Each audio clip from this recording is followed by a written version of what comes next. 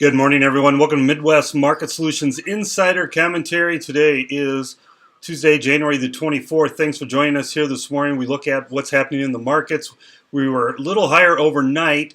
Turnaround Tuesdays in full effect here in the grain markets. Now, we said that the beans are inside trading session in the night session. Now, if we extend that rally above Monday's highs, no problem. That's what we would expect the market to do. Otherwise, if we're not able to get above that, we're going to see some profit taking set into this market here, and that's what we're seeing in the early trading hours. We had a private export sales of soybeans, and that really did not help us at all. In fact, we pulled back from our overnight highs on the 8:30 opening to open just about steady, and now we're trading lower here. We had 125,000 corn to an unknown, 163,000 beans to an unknown, and 112,000 beans to Mexico.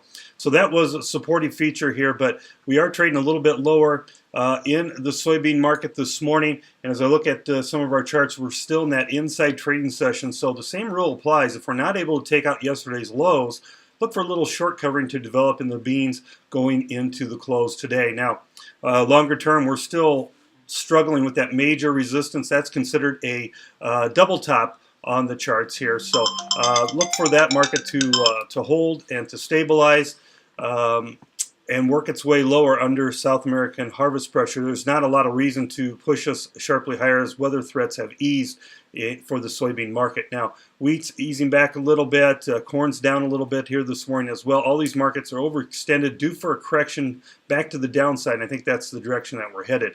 Livestock trade, we're looking at choppy two-sided markets yesterday. Same thing applies today. Show lists are a little bit larger than last week, but only 240,000 head, and that is not a concern. I think that still the cash market looks fairly strong here this week. We're below last week's show list of 250,000 head, and it looks like cash wants to try and move higher. Fund buying still there, but not seeing any big gains here this morning until we get a better direction from some fund trade, cash markets. Probably the Fedline online auction that'll be done tomorrow will give us that direction. Have a great rest of your day. This has been Brian Hoops from Midwest Markets.